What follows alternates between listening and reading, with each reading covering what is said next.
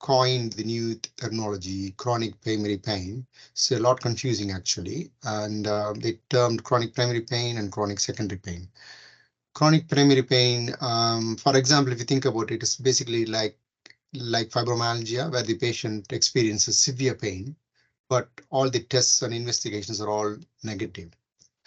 So the definition for chronic primary pain is there is no clear underlying condition to explain the pain, and the pain is out of proportion to any observable injury or disease. There is a significant emotional distress and functional disability associated with it, and it is a disease in its own right. Example can be like, as I said, fibromyalgia, CRPS, which is chronic regional pain syndrome, and lots of chronic intractable abdominal pains can fit into that criteria. Chronic musculoskeletal pain as well, it can come to that criteria. So basically, when you look at the pathological processes, possibly there is an abnormal way the brain perceives the pain signals. So that's what they're saying about chronic primary pain. So somewhat trying to say that it is in the mind, it's the way the brain processes these signals. And these patients are quite difficult to treat as well because they don't respond to any medicines. So we have to look at the multidisciplinary approach to treating these patients. Next is the chronic secondary pain. It's a chronic secondary pain secondary to any other condition. It can be like from low back pain or from diabetic neuropathy or after surgery. And in the same patient, the chronic primary and chronic secondary pain can coexist. Fine.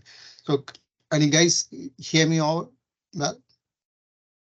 Yeah, I can hear me well. We can all hear you perfectly. Don't you worry. Okay, fine. So going on, when I see a patient in the clinic, it is important for me to know whether the patient is describing a nociceptive pain or somatic pain or a nerve pain, because it helps me in deciding the treatment algorithm and which drug might help the patients. So nociceptive pain is pain from the muscles and the bones, whereas the nerve pain, to be simplistic, it is from the nerves. So there is often a subset of patients where these can both coexist. I'll come to that in a minute.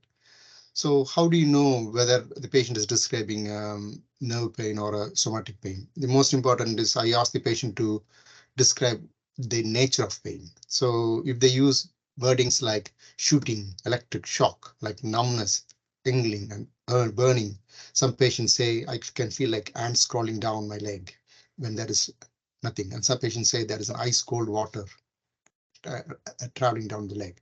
So if they use those descriptors, it's more likely to be a nerve pain. Whereas the descriptors used to describe the somatic pain is like a headache pain, like an aching pain, throbbing pain. Yeah, so that is the most important thing. So ask the patient to describe the nature of the pain. It gives a clue. So an example of the coexisting pain is herniated disc pain causing nerve pain. So when the disc herniates, it sort of stimulates the nociceptors in the outer 1/3 of the disc, and it can cause pain. That is often somatic pain. And when the disc touches the nerve, then it causes nerve pain. So this is an example where they both can coexist. So in summary, nociceptive pain is from the nociceptors. Neuropathic pain is caused by the initiated by the nervous system. And the normal physiological transduction is responsible for nociceptive pain, whereas nerve pain can be like an ectopic impulse generation. So an example can be like an epilepsy. Like epilepsy is triggered by a spontaneous ectopic impulse in the brain. So you can think about nerve pain like that.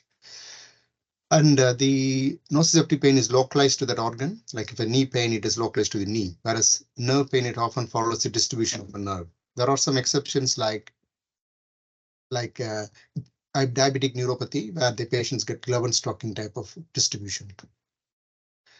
And the wordings used to describe nociceptive pain is they use the ordinary words like aching pain, that like there are sensations, whereas for the nerve pain, they look like electric shock, like ants crawling down.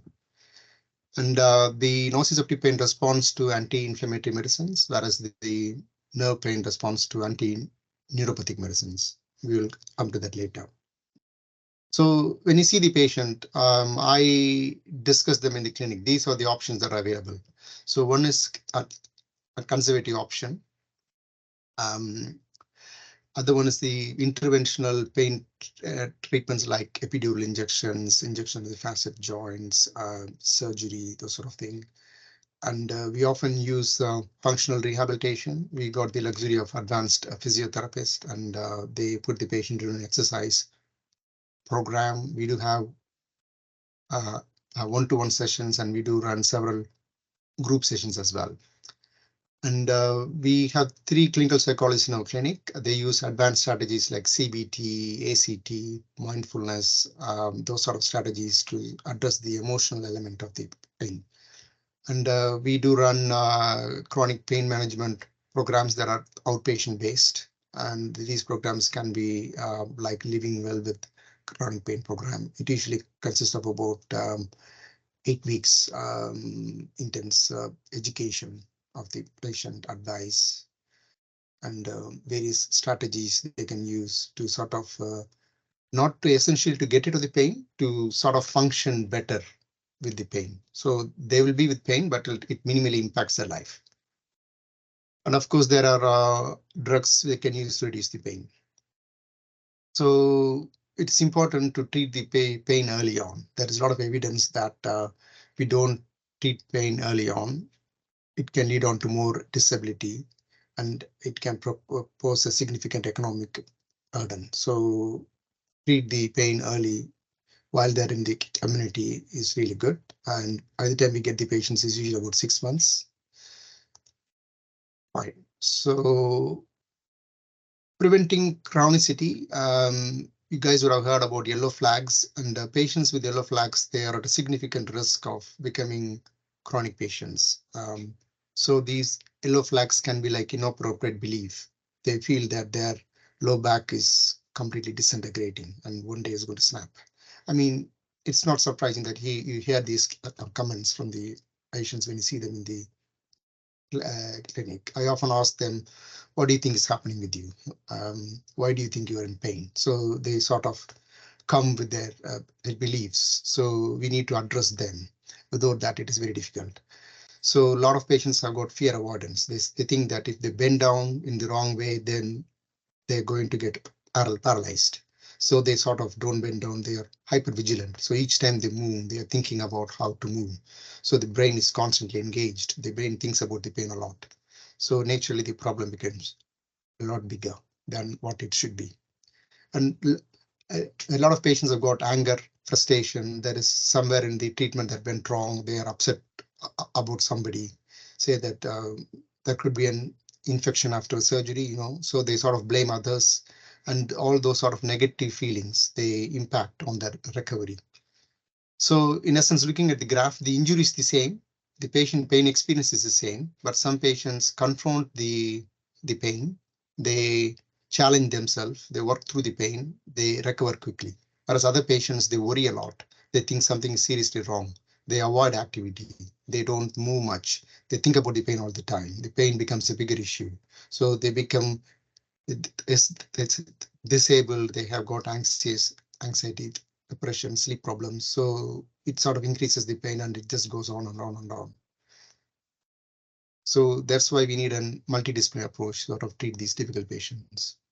So it is important to realize that to set the goal expectations. So these chronic pain, it cannot be 100% cured. So if the patient is going to expect 100% cure, they're going to think that we have failed them. So we need to tell them that this pain is long term.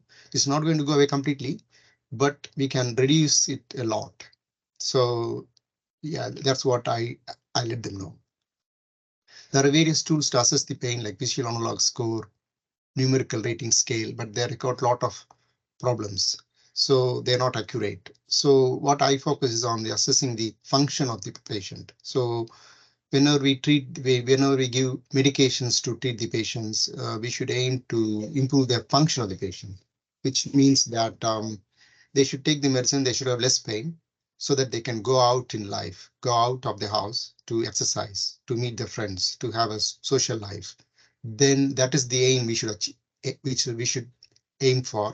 rather than taking lots of medicine, having a VAS score of 0, and then sleeping too drowsy, unsteady at the home. So that's not we should aim for. So we should aim for better function of the patient, not 100% pain relief. So what are the factors? We need to think about the general condition. We need to individualize the treatment plan for the patient.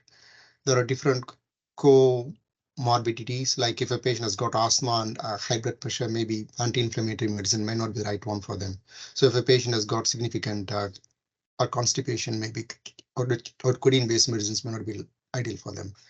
And it's important to consider the lifestyle factors, like if somebody is working on a shift basis, it may not be uh, worthwhile to give them strong sleeping medicines, like, I mean, amitriptyline, those sort of medicine that can cause more sleepiness. So we need to think about that. And if a patient has got sleep problems and anxiety, maybe amitriptyline may be better for them. It can help them to sleep at better. So we need to take all these things into account when deciding a treatment plan. It also depends on other medications the patient is taking. About 70–80% of patients, unfortunately, are on some antidepressants. So if I use tramadol, I'm always a bit reluctant because there is a chance of a drug interaction, but there is only a very limited number of drugs that we can use. So we need to tell the patient about all these things before we start them on treatment. So coming on to the treatment of somatic pain, we all know about the WHO ladder. It was originally used to treat cancer pain. It bases a step-based approach. But if a patient is in strong pain, we can go to step 2 straight away. So the idea is multimodal analgesia. The concept is the addition of different drug that acts at different sites to provide additive or synergistic action. Like paracetamol acts at a different place, anti-inflammatory acts at a different receptors, opioids act at a different receptors. So when you give all of these together, then they all work in addition. The patient gets a significant synergistic effect. So coming on to step 1, paracetamol, we all know, has been used since 1877, I'm told, and but still we don't know how it works exactly. So it is a safe drug, but it's not very effective. The recommended dose is 4 grams a day maximum, but you should be cautious as a lot of elderly patients are less than 50 kilos. So the general tolerated is about 15 milligram per kg body weight, and it should be avoided in liver failure. And it's important to realize it can be potentially fatal if taken more than 4 grams a day. It can lead to liver failure. So next in line is anti-inflammatory. These are not clean drugs at all, actually, although they're being widely used. They cause lots of side effects. The way they work is they inhibit the prostaglandin synthesis, and there are broadly 2 classifications. One is a non-selective one, which acts on COX-1 and COX-2, which is ibuprofen, naproxen, and diclofenac, and COX-2 inhibitors are like celecoxib, etarocoxib. They each have their own advantages and own disadvantages. So it should be used in caution with patients with gastric ulcer, renal failure, better to avoid them, asthma, cardiac failure, hypertension, and it should be used with significant caution in pregnant patients. So what does NICE say about the anti-inflammatories? They say that we have to use the smallest effective dose for the shortest period of time. They've done extensive studies and say that all drugs are equally effective. But actually, we know that when it comes to clinically, some patients respond well to some medicines than others. Like ibuprofen, it may not be effective for some pain. I mean, I've experienced it myself. So in some cases, ibuprofen was not effective, but diclofenac was really good. And the pain relief is often immediate, but if you need to have a significant anti-inflammatory effect, then it takes about 3 weeks. So the patient should be on it for 3 weeks altogether. And the recommended first line is ibuprofen or naproxen. Ibuprofen is more stomach friendly than naproxen. And diclofenac is contraindicated in patients with ischemic heart disease, congestive cardiac failure, cerebrovascular disease, and peripheral artery disease. We've been using it for a long time, and it was all changed from a study about 5–10 years ago, I think. And they say that the risk of major vascular events is increased by 30% by certain selective OX2 inhibitors and by diclofenac. So going on to the moderate pain regime. So an example would be patient is on regular paracetamol and the patient is taking anti-inflammatories, but still in pain. So you sort of add preparation like a codeine or a dihydrocodeine combinations. These are classified as weak opioids. So this is the general recommended dose. I think you guys know more than me about this. The significant side effects are it can cause a bit of drowsiness. So it's not suitable for everybody and it can cause constipation. So we need to prescribe them with laxatives. And if codeine is not effective, you can prescribe tramadol. Come to tramadol. This leads on to a group of drugs called opioids. Look at the lovely picture. The picture is nice, but these drugs have got a lot of side effects. So these are the drugs that acts on the mu, kappa, and delta receptors in the body. There are different drugs. The most commonly used are codeine, tramadol, morphine, fentanyl patch, Butan's patch, and there are some newer drugs that are available as well. So MHRA issued a caution in 2021, and this is essentially for patients taking opioids for non-malignant pain for more than 3 months. We need to discuss with the patient the prolonged use of opioids, even at therapeutic doses, may lead to dependence and addiction. We need to tell them that. So again, in America, they have sued a lot of healthcare workers because they didn't know that these drugs could be addictive. So we need to tell the patients that these could cause harm. We need to educate them. And in some places have an opioid or contract as well. So they make the patient sign a letter and they explain to the patient. So at the start of the treatment, we should tell them that the idea is not to get rid of the pain, not to give you 100% relief, is to improve your function so that you can do more. You can do more exercise, you can do more physiotherapy, and you can get better. And we should have a treatment strategy, and we should counsel the patient and the parents about the risk of tolerance and potentially fatal unintentional overdose. There should be a lot of alarm bells, like if the patient is too sleepy. When you see them at the consultation, when they are sitting in the waiting room, they sleep off. So it means that they're taking a lot. So you need to sort of try to reduce the dose. And we need to monitor these patients regularly. And these patients are at risk if they take other drugs like alcohol along with it. And some patients are on antidepressants. Some patients are on muscle relaxants. So all these sort of things add on. So we need to warn the patients about the risk. And there's a term called hyperalgesia. So the patient comes to you and says that, oh, I'm on 150 of morphine, but still I'm in pain. Could you give me more? You need to think if you're on such a high dose of morphine, if you're still in pain, maybe the pain is not opioid responsive, or you have something called opioid-induced hyperalgesia. It's like if you take a lot of medicine to treat headache, the medicine itself can cause headache. So you need to tell the patient. The patient will be really shocked. I'm going to stop it. Then, oh, I'm in severe pain already. Why you want to stop it? What are you going to give me instead? I said, no, well, you're taking medicine which you say is not helping you. Then what's the point in having the medicine? So you need to come down on the dose. So that's a challenging conversation to have with the patient. So before it was difficult because we were educated that opioids do not have they have something called forget the term now, at flux. So it means that if you take the medicine regularly, body get used to it. So you need a high dose. Yeah. So that teaching that's a traditional teaching that's wrong. So the British Pain Society have recommended a dose of about 120 milligrams. So if the pain is not responsive to more than 120 milligrams, then it's better to reduce the dose of morphine rather than increasing it.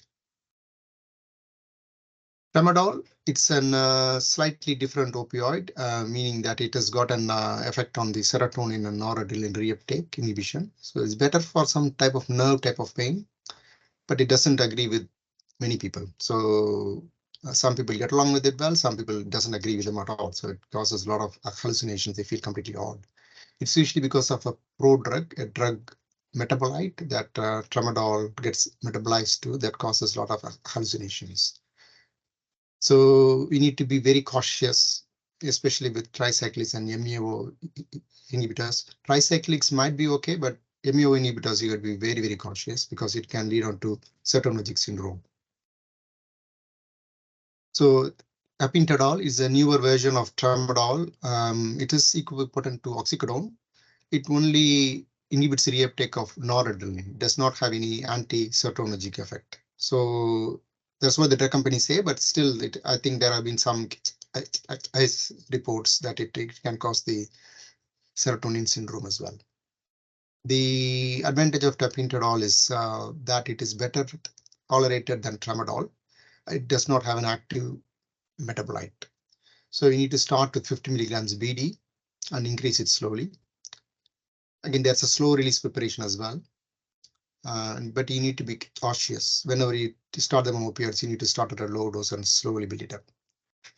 And there are studies in America showed that there is less diversion of tapentadol when compared to other stronger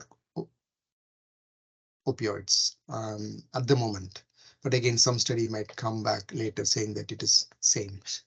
But my experience is generally tapentadol is better tolerated in elderly patients. And I don't think I have had any major abuse issue with the tapentadol. So it gets better side effect profile in the elderly. So when treating opioids, you need to think about whether it can cause addiction. The addiction is related to the bioavailability of a drug. So if you give an IV heroin or IV morphine, the blood level increases rapidly. So it's 100% bioavailable. So when the blood level reaches rapidly, then it causes euphoria. Then that can cause addiction. That can make the patient feel really well. So that can lead on to addiction. It reduces that anxiety a lot. They feel very good after having the morphine. So they sort of reliant on it. So the most important thing is the blood level. So how quickly it reaches. So generally faster acting preparations like IV preparations, inhalational preparations, sublingual preparations, like liquid morphine, Oromorph, all these one can reach the blood rapidly. So the plasma level increases highly. So once it reaches certain threshold, it can cause euphoria. So it's better not to use these medicines to treat chronic pain. So the medicines which are ideal for chronic pain, it should absorb slowly. It should reach the blood level should rise slowly and it should reach a plateau. So the best ones that we use is the 7-day two-trans patch. It takes about a day to work. So if you put a patch, it doesn't work immediately. It takes a day, and next day the blood level will slowly rise, and it's a slow release preparation. It will keep the plasma levels at a lower rate. So that is better. So that's what we use. We used to use fentanyl patch about 5-10 years ago, but we don't use it anymore because it's shown to be as addictive. That's a huge issue in America with regards to the fentanyl patch. It is a new epidemic. It leads on to high rate of addiction. So we don't recommend it anymore. So side effects of opioids, it can affect almost any system. And the constipation, 50 to 80% can cause constipation. We need to think about the other cost to the healthcare. Like these drugs make the patients drowsy. They lead on to 3-fold increase in falls. So these elderly patients, they have a fall, they fracture the hip. Then they go downhill rapidly. So there is a lot of evidence that high dose of morphine above 120 milligram can suppress the hypothalamo pituitary axis. It can reduce libido, especially in men. It can cause low testosterone levels. So when the testosterone level is low, patients feel tired, lethargic all the time. So when patients complain of these symptoms, we sometimes refer them to endocrinologist to treat the hypotestosteronism. So when the patient says, I'm tired all the time, you need to think could be the side effects of the opioids. And there is evidence that it can reduce immunity. So theoretically, it can increase the risk of cancer. And abuse is about 1/3 of the opioids is being abused and diverted somewhere else. So it distorts the sleep-wake cycle. It can cause on respiratory depression, And most importantly, in lots of states in America, it's one of the leading cause of death. It is surpassed stroke, uh, uh, heart attacks as the leading cause of death. About 44 people die every day in America because of opioid-related issues. So I've had a question come directly to me, if that's okay, Dr. Gandamani. I've had a quick question come through, if that's okay. Yeah. So you'd said that obviously with the opioid epidemic that's happening currently in the US with there being the issues with fentanyl, should we be actively changing people across from fentanyl to buprenorphine instead then? Instead in UK, yes, yeah, I mean, we don't recommend fentanyl anymore in UK, but it is, I haven't seen any patient in the last 1 year actually. So there were only 3 or 4 of them. In our area, we're lucky, but in some places, it is still being used because they think. I think there are some patients who haven't been referred to you, who are probably still on our books, who are being prescribed it. So should we be then, for the people on those patches, be looking to switch them across to things like buprenorphine, or be referring them in for review to yourselves? That can be good, yes. So that can be challenging as well, because once the patients are on it, then it is very, very difficult for them to come off it. And so yes, what we use here is we use, if there is an intervention that can help to reduce the pain. So what they say is once they reduce the pain, once they reduce the patches, their level of pain increases so much. So we use some intervention strategies to sort of bring it down a little bit, and that can help with the reduction of the skin patches. So yes, fentanyl it will be better. It will be best to convert it to some other preparation. Yes. Okay, perfect. Thank you. Again, it can be very challenging. Okay, so there's a small proportion get benefit, like the long term, the number needed to treat like 8 patients. So if you treat 8 patients, 1 patient will get better. Yeah, so long-acting preparation should be used whenever possible, and apinterol is preferable at the moment until further research comes through. And I wouldn't use Oromorph to treat chronic pain at all. And the risk of harm increases after a daily dose of 120 milligrams of morphine. So that is the threshold. So when somebody is on 120, then you need to think. So it's quite interesting if you think about the skin patch conversion. So I think in the last slide, if there is a fentanyl patch of 25, it's equivalent to 120 milligrams of morphine. We think microgram means it's only a small dose. They say, oh, it's only 75 micrograms, but actually it's a huge dose when you convert it. So that is the other problem with the patch. We think microgram is a small dose, but it's a very, very strong drug. Fine. So going on to the neuropathic pain, this is a subset of pain. It's completely different when compared to somatic pain. It's defined as a pain caused by lesion or disease in the somatosensory nervous system. So the prevalence, yeah, so they can be classified as a central neuropathic pain or peripheral neuropathic pain. Central neuropathic pain is stroke. Example can be stroke. It can cause pain on one half of the body, spinal cord injury, multiple sclerosis. Whereas peripheral neuropathic pain can be from diabetes, cancer, HIV, post herpes, chemotherapy induced, or it can be just from low back pain like trapped nerve. I'll go through these. These are not relevant. Okay, so how to diagnose neuropathic pain in the clinic? One is the wordings they use to describe the pain. That is the most important thing. There are some questionnaires available. This questionnaire is being widely used in the community. It just takes a few minutes to fill in. And it has got a sensitivity of 85% and a specificity of 80%. So if they score highly, then you can think about starting them on a neuropathic medicine like amitriptyline. So complex regional pain syndrome is a type of neuropathic pain, and it is classified as a chronic primary pain now. It's slightly different from other pain syndromes, and as the effects can be very disabling. it shows signs of vasomotor, pseudomotor, inflammatory, and trophic changes, which means that the affected arm, it can start even after a small injury like an ant bite, or it can start after a nerve injury. So these patients have got really peculiar symptoms, like suddenly their hand becomes really swollen and suddenly becomes normal. The hand can become really hot and really cold, and it can suddenly change color. It can become really blue, and it can become really white. So they do have increased sweating on the affected arm, increased hair growth on the affected arm. So in the end, the arm becomes atrophic, becomes small, and sort of it has got a lot of contractures and things, because patients don't use the arm because it hurts them a lot.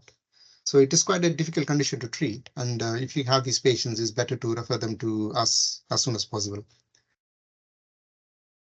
Fine. So this is a survey done in Belgium. They looked at what drugs were used to treat neuropathic pain, and the 61% of them had paracetamol and anti-inflammatories, and these drugs have got no effect on the nerve pain.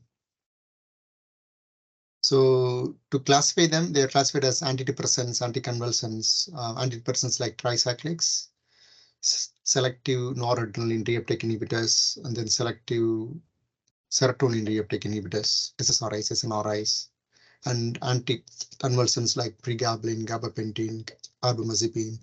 Carbamazepine is very good for trigeminal neuralgia. We don't know why it is, but it responds to that pain very well. There's still a lot of things we don't understand. There are so many receptors like calcium receptors, sodium channels, so different type of pain. So there was research going on to say that if a patient says it's an electric shock-like sensation, what receptor is involved? If a patient says like ants crawling down me, like what receptor is involved? So there is still a lot of research ongoing so that we can try to, if a patient says ant crawling, so we can take, okay, so drug X responds to that better. So if they say electric shooting, drug Y responds to them better. So they want to try to find that out, but there is still a lot of research ongoing. And opioids were initially thought not to be responding to neuropathic pain, but now we know that they do help. So these locally acting topical agents are really helpful, like lignocaine plaster and capsaicin plaster, but they can be expensive. The advantages of them are they just act locally. It does not cause a lot of other adverse effects like sleepiness, drowsiness, dizziness, but they can be expensive. And it's important to note that traditional analgesics like anti-inflammatories and paracetamol have no proven efficacy in treating nerve pain. So this is the guidelines. It is a little bit old now, but it's pretty similar even now. So when a patient comes to you with nerve pain, we should offer them a choice of amitriptyline, duloxetine, gabapentin, or pregabalin. There's a little bit, we are moving away from pregabalin and gabapentin as they can be habit forming. And so the initial choice is amitriptyline. And if a patient comes with too much sleepiness, I suggest nortriptyline or duloxetine as the first line, as they cause less sleepiness than amitriptyline. If one group of drug is not effective, we have to offer the other one. And in some cases, we can use both groups. So we can use like a tricyclic and a small dose of pregabalin. And trigeminal neuralgia, very good with our carbamazepine responds to it very well. So which drug? Amitriptyline is the first line now, and we have to start at 10 milligrams a day and increase 10 milligrams a week to maximum dose of 75 milligrams a day. I tell the patient, I'm not treating your depression.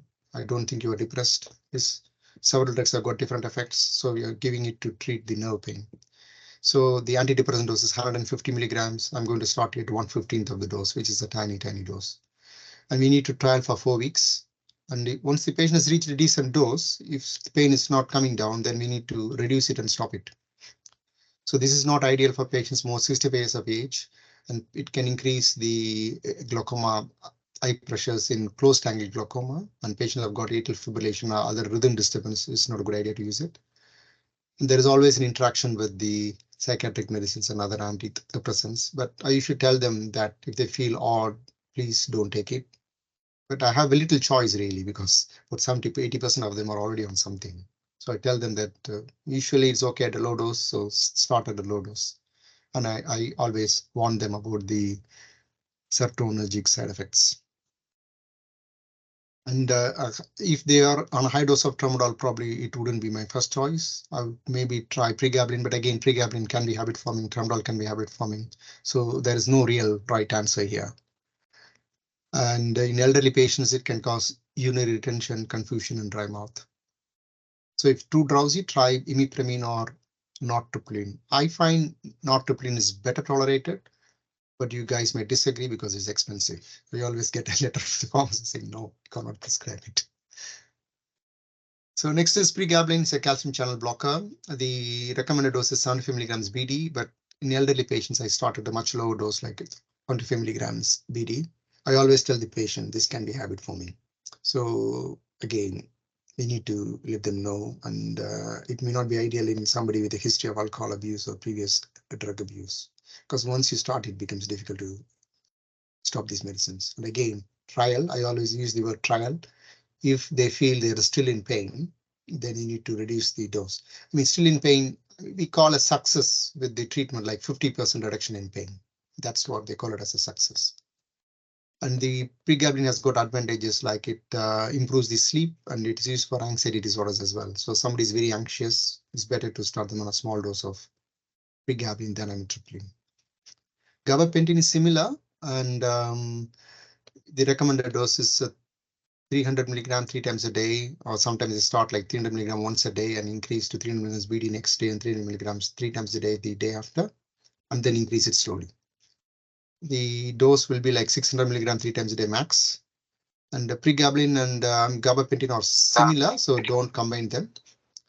And the problems of gabapentin are unreliable absorption. It has got extensive plasma protein binding, so it can interact with other drugs, and drugs like warfarin, it can displace the warfarin from the protein binding, and it can increase the INR a lot. So we need to monitor the INR closely when we start them on gabapentin. So in essence, to compare, tricyclics are cheap. They have a low number needed to treat. So they should be the first line really. So they have like once a day dose. It's good for patients with coexisting depression and sleep disturbance. And it's better to avoid it in age greater than 65, atrial fibrillation, closed angle glaucoma, prostate problems, and patients on MUO inhibitors. Gabapentin, on the other hand, is faster acting, less sedative, better side effect profile, but it can be used for sleep disturbance as well to improve sleep. And pregabalin is licensed to treat anxiety, which is good. And the side effects of these are it can be a habit forming, weight gain, addiction problem, QT interval is prolonged with gabapentin, and ankle swelling as well. So coming on to oloxetine, it is the first line drug for diabetic neuropathy. It's a selective noradrenaline reuptake inhibitor. It causes less sleepiness in my experience than other drugs, so it is better tolerated by patients. Nice recommend is it as the first line. You start with 30 milligrams at night time and increase it slowly. Maximum dose of about 120. But a lot of patients are on 60. Usually 60 is the usual dose. Lignocaine patch is really good, but unfortunately it's being abused. As you can see, EPC people use it for knee pain, back pain, hip pain, anywhere it hurts, they put a plaster on. There's no license for that. It's an expensive one. It's licensed for localized neuropathic pain. It's licensed for shingles pain, but I find it also helps a lot of locus neuropathic pain. And a patient might have a nerve injury from an operation, and they have got a lot of allodynia. So the patient has got a lot of allodynia. Generally, this patch helps. It's ideal in elderly patients because less than 1% is absorbed, does not cause much adverse effects at all. Maybe it can cause mild sleepiness. That's it. And the way to put it is to put it on for half a day, take it off for half a day, and put another patch on the next day. You can use up to 3 patches at the same time. But Kutanza, it is to know about the chili hot list. Have you guys heard about the Grantham chili eating contest? So basically, it's happens in a pub every year, and about 10 years ago, a guy won the competition. He ate everything. He slept and he didn't wake up the next day. He had a huge MI, massive MI the night. So he died. After that, they stopped the contest. So the Otkotansa is hotter than the hottest chili that we know. It is licensed for localized neuropathic pain like post-shingles pain and diabetic neuropathy, pain from nerve injury and things like that. So the active ingredient is capsaicin, and it sort of depletes substance P from the free nerve endings. That's how it works. And we used to have a capsaicin ointment that is 0.025% to 0.05%. That is good for the knee pain and ankle pain. But this is 8% plus. This is a lot stronger than that. So it is licensed to be applied in secondary care. One application works for about 3 months. And it is good for HIV neuropathy and things like that. The adverse reaction is skin reaction. It can cause intense itching. So if you sort of open the plaster, you can inhale, and it's quite strong flavor, and it can trigger an asthmatic attack. So you should apply it in a well-ventilated room. It can cause intense itching as well. Cannabinoids is another newer version coming now. A lot of people are using it. Again, it's not new really. It's been used for recreational purposes for like centuries together, but is used. People are starting using it for medicinal purposes now. And our UK government says that we can use it, but there is no medicinal form that's available. And there are some clinics in London, they prescribe it, but usually they prescribe some leaves and oils. So it's not like a tablet or a capsule that we can prescribe, but I can see it being more used in the next upcoming years. So there are 2 licensed preparations available. One is the Sativex. It is licensed for treat multiple sclerosis spasms. And the other one is Nabilone. It's used to license to treat the severe nausea and vomiting induced by chemotherapy. These side effects, there is endogenous cannabinoid system in USF as well. It gets activated when you exercise. There are a lot of anandamines and things that are secreted that makes you feel good. So these cannabinoids, they work on those receptors. The side effects, it can cause hallucinations, psychogenic effects, like you can see like people turning into animals in front of your eyes. You don't know which is real, which is not real. So you can harm yourself and you can harm others as well. So that's why these drugs needs to be regulated well. And addiction, it can cause a relapse of MS, and it can cause UTIs as well. And our Cochrane review said that the potential benefit is low and the potential side effects are high. And our Royal College do not endorse its routine use.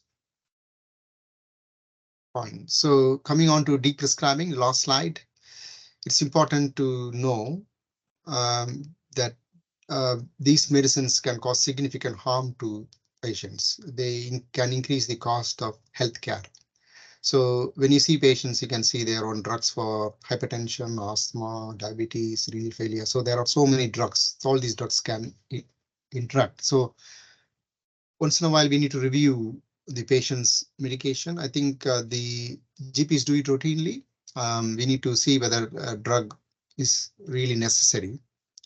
So the idea is to use the smallest amount of drug for the smallest possible time.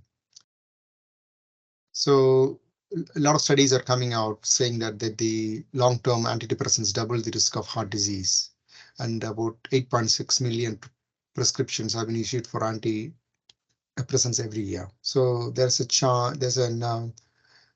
thing to move away from prescribing more and more medicines and use counseling treatments and other treatments instead. So whenever you start a medicine, you should have a definitive plan to see a trial for 6 weeks to see whether it works, and if the medicine is not helping, then we should review it and we should stop the medicine. And sometimes the side effects of the medicine can be more than the actual benefits of the medicine. And co-prescribing, which can increase the risk significantly, like a risk of antidepressant is increased when it's taken with a diazepam.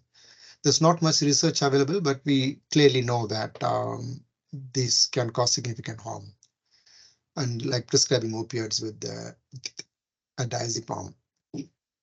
And most importantly, when a patient comes to you in severe pain, although being on huge dose of medicine, we need to think not all pain is sensitive to these medicines. Not all pain is sensitive to opioids. So rather than increasing the medicine, we should try and reduce the medicine. Thank you very much. Any questions? Thank you so much, Dr. Gandamani. I think that's been really insightful and a real kind of whistle-stop tour on all of the different things that we need to go through. And I think it's been a really nice refresher for us as pharmacists as well, because you're often thought you can't give this, you can't give this, you can't give this. So it's nice to be able to think about what we can actually give on that front. I think the one question that I had that came through to me was that one about the buprenorphine and fentanyl prescribing in terms of patches of should we be actively going and switching those patients across? And obviously, if it's safer, then that would be one way of putting it. Are there any other questions out there for anybody else who's out there? Because there's been about 50 of us on this talk at different points. So we've had a good amount of people showing interest on that front.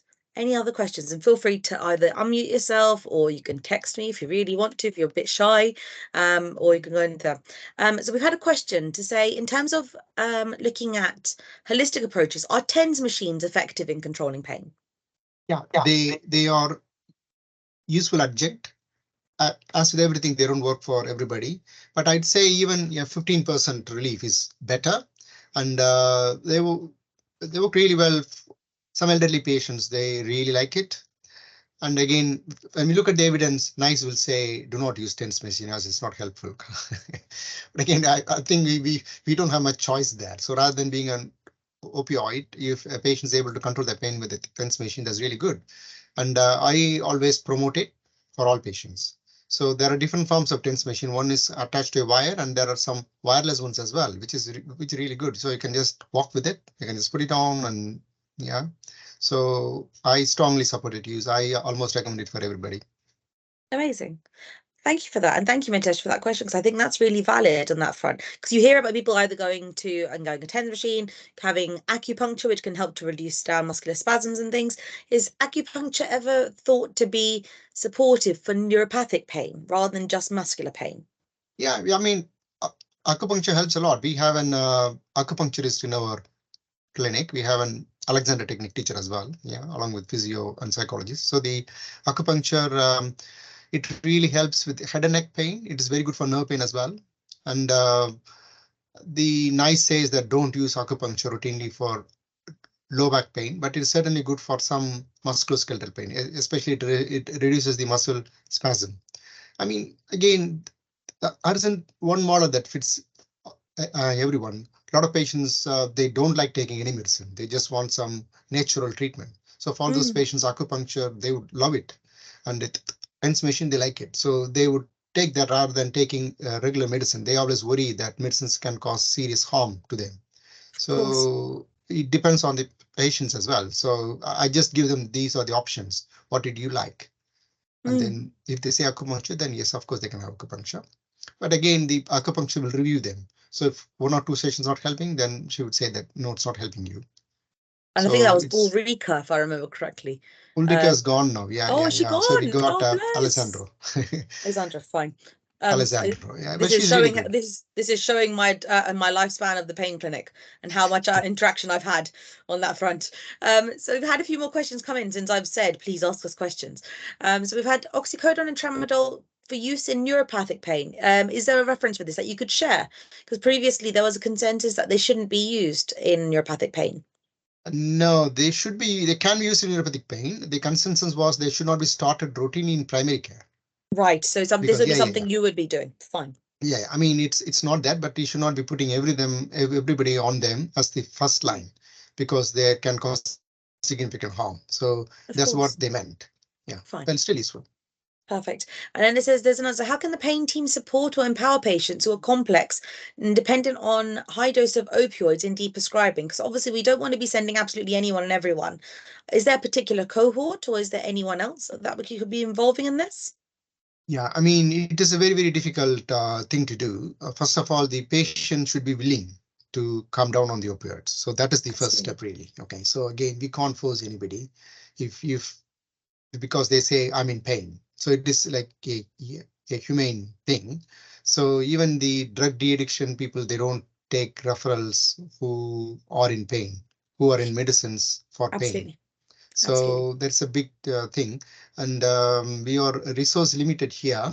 We don't have a specialist de-prescribing, de-addiction program, and there's one available in central London. But what we do is we see the patient, tell the patient if the patient is willing to reduce the dose. What we generally advise is are there any interventions that we can help them with? We refer them to the clinical psychologist for help with CBT and other things. Then we advise them to reduce the dose like 1/10 of the dose, really slowly. So the patient has to trust you. The patient has to trust that we are there to help them. We are not to take the opioids away from them. So the initiative has to come from them. Once they say yes, then we can help them through the journey. They will have difficulty in withdrawal and other things, but we need to help them through it. So acupuncture can be an aid in that as well. It again, so once the pain is a little bit less, so like we say that like 1/10 of the opioid reduction at a time. So it could be like for once a month. Yeah. So that's what they do. There are other places where the opioid de-addiction service, they just see them once and then they give them a treatment plan and then they discharge them into the community. And there are some inpatient opioid de-escalation things as well. And I don't think we have it here. There's one in London. I think Charing Cross used to do it. They did. Yeah, but again, these can be resource intensive. And again, in an acute hospital setting, it'll be difficult to admit these patients and to treat them, to wean them slowly. But we don't have that thing in that facility, hospital. So what we offer is help the patient, a chronic pain management program, holistic approach, like how to reduce the reliance on the medicine to control the pain. So that's what we do. Perfect. Would you recommend something like turmeric or any other herbal or drug-free supplements for pain relief or anti-inflammatory purposes? I hear a lot about turmeric. I started recommending it in my clinic as well. Okay, it's an anti-inflammatory. Yeah, we will say yes to. Fine. Yes. Is there any concerns in terms of interactions that we need to be worried about with turmeric? Because if they're using it at higher doses, is there anything you would be concerned of? Not that I'm aware of, not that I read about, but I will do some research. It's usually in the Holland Barrett. I think they take 1 tablet a day. And well, Boots have started their own version as well now. So yeah. There's lots of different places doing lots of different things on that front. There was some publicity in the summer about evidence of TCAs were not effective for neuropathic pain. And did anything further come from that as far as you're aware? Has there been any change in guidance as far as you're aware on this front? The tricyclics, I mean, what they meant was it is effective, but you should not give them, you should not load the patient with it. You know what I mean? So again, we have to review the patient. It is definitely effective. There's no question about it. So what they say in the article is counseling, treatment, hand holding, reassuring the patient, educating the patient. It's all important. We do that. We sort of educate the patient about the pain is not causing harm. The difference between acute pain and chronic pain. This pain is there without a reason. It doesn't mean anything. And so that sort of thing, we try to educate them. But I certainly feel there is a role for them. Absolutely. That article came about. They're trying to. As a country, we prescribe 8.6 million of antidepressants. So they want to reduce the prescription of antidepressants. So they want to use our counseling treatments instead, which is fair enough, but it doesn't mean that those drugs are not effective. Yeah. So we should use them sparingly. Absolutely. Someone's very kindly asked that you'd obviously very kindly popped in some details about how to up titrate for amitriptyline and for pregabalin. If we were to start gabapentin at a low dose, how quickly would you increase and what dose usually? Yeah. So I know that the BNF tends to say 300 milligrams and then start on 300 and then up titrate over every 3 to 7 days. Would that be about the same sort of thing? Yes, I think it depends on the patient as well. If they're elderly and frail, like 70 plus, 80 plus, so I tell them like you can take 100 milligram 3 times a day to start with, and then increase next week, like 3 to 7 days you can increase. After 3 days, you can increase it to 200, 200, 200. So if some patient says, my pain troubles me only at night time, I have suffer a lot at night, then I tell them to increase the nighttime dose alone. Yeah, so like 100, 100 and 200, 100, 100, 300, 100, 400. So like that. So there is no set rule, but the drug, the BNF recommendation is don't start at a high dose. So usually like 300 milligram, it again depends on severity of the pain as well. Some patients will be crying in pain. You don't want to start them at 100 milligram. So yeah, so for them like 300 milligram 3 times a day is okay to start with. But ideally 100 milligram 3 times a day for really elderly patients, frail patients. And for reasonably okay patients, maybe 300 milligram on day 1, 300 milligram BD on day 2, 300 milligram 3 times a day on day 3, and then increase like 300, 300, 600 after a week, 600, 300, 600 after another week, slowly like that. So there is no set pattern. It depends on the patients. Absolutely. And I think that's the thing. I think a lot of these things are going to be patient-led about what's appropriate for patients on that front. So very kind messages come through that in terms of turmeric and anticoagulants, there was some potential evidence for potential interactions. So just to be aware of that, because it can affect your INR, especially for warfarin. Not so much for DOACs generally, if you're not, unless it's a really rampant high dose, but definitely for warfarin patients. And I'd say just be careful in terms of if you're going down antiplatelet route as well, or if you're going down anti-inflammatory, because there is that risk of co-interaction between the two, that it can then go and actually cause more bruising or more kind of other reactions as well. So just something just to add into the mix. Thank you. No, it's absolutely fine. So there's the other question I've had. We've got 2 more questions, and then you're free, Dr. Gandamani, and I'll leave you alone. So in terms of referring across Southwest London, we know we can refer obviously directly into Kingston for chronic pain self-management sites. And also we've got kind of the different services in St. Heliers and St. George's. Is there anything in Croydon as far as you're aware? No, in Croydon there isn't one, and in Croydon didn't have a proper pain service. And one of my colleague who trained here in Kingston, he is the lead there. They got 2 consultants, actually 3 consultants now, and but they don't have any supportive services like psychology or physiotherapy. So they all work alone. St. George's, they have an inpatient pain management program, and they have a self-management pathway. So you can refer straight to the self-management pathway there. They don't need to go through the chronic pain clinic. With us, we all work as a team under one roof. So we have psychology, physio, everybody. We speak to each other when we cross in the clinic, and then we have an MDT every week as well.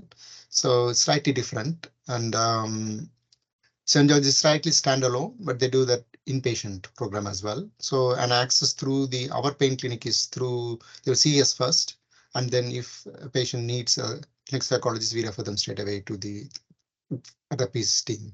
They have an MDT assessment with an physiotherapy and the clinical psychology first, and then they decide what's the right way forward for the patient. Absolutely. And I think Nikki used to be there as well. So I don't know if she's left or moved on, but Nikki Smart Nikki has moved on, and now we have Jean Ling. Oh, yes, I know Jean as well. Yes. I always remember Nikki for some reason. I'm not sure why, but I always remember Nikki Smart. And then my final question is, in terms of osteoarthritis pain management, we know that there's a lot of drugs that are out of stock consistently at the moment, especially with capsaicin or the ointment, the creams currently being out of stock, which cause all sorts of issues. Can we use a weak opiate in the interim for a patient who, say, for example, elderly, for that pain relief for the osteoarthritis? Is that something you'd recommend, or is there an alternative that you would recommend? Yeah, I mean,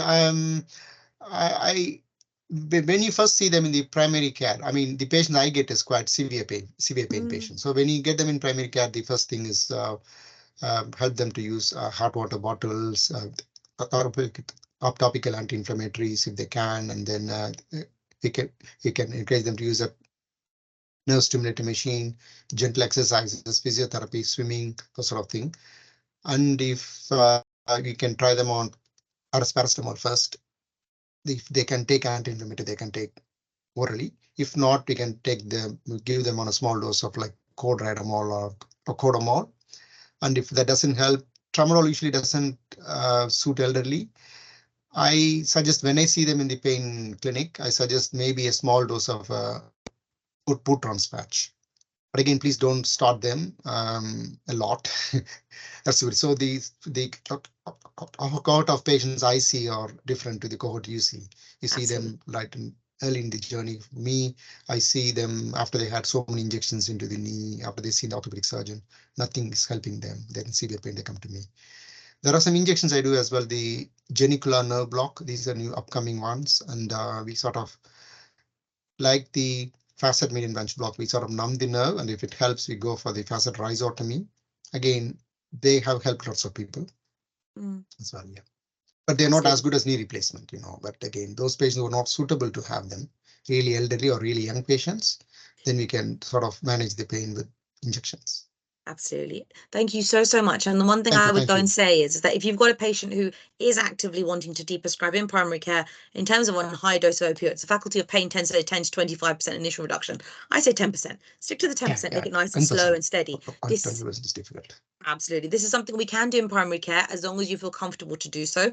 If they're on multiple different preparations, I normally try and convert them across to one, make life a bit easier for yourself, and equivalent to morphine. There's a lovely little morphine calculator that you can try and do and then cut it down that way.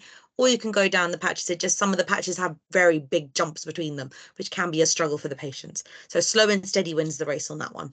I've done this far too much in my lifetime, she says. But yes, thank you so much, Dr. Gandamani. That's been really insightful. Thank you so much. And hopefully we'll have you again next year at some point for maybe for an update or for something else that we would benefit from. Absolutely. Thank you.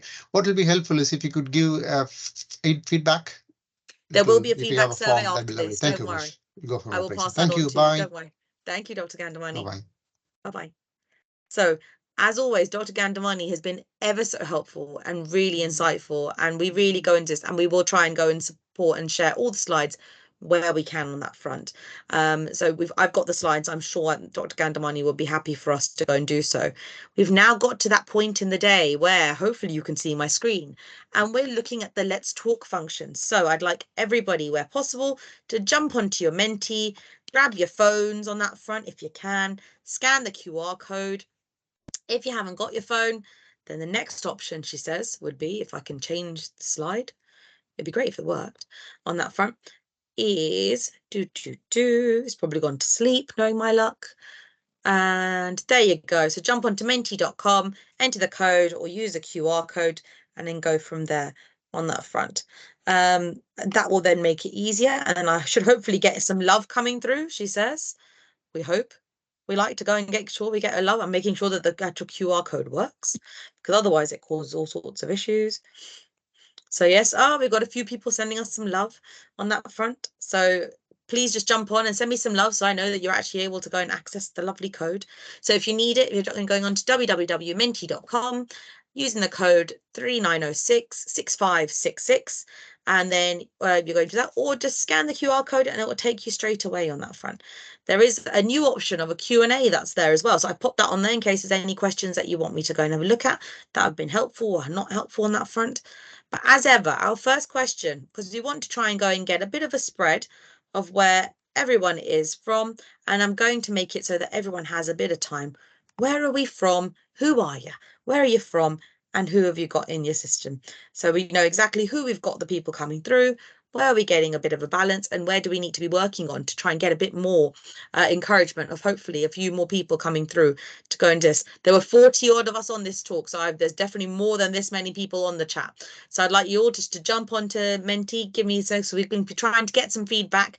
At the same time as getting some feedback, we want to make sure that we're going and actually supporting you guys to get the most out of these sessions as well. And then we will follow into our little Christmassy quiz, she says afterwards, on that front. So please do go and pop on some information. So if you haven't had a chance, please do jump on and make sure that we're going and doing this. If you can't access the Menti, then please do feel free to pop it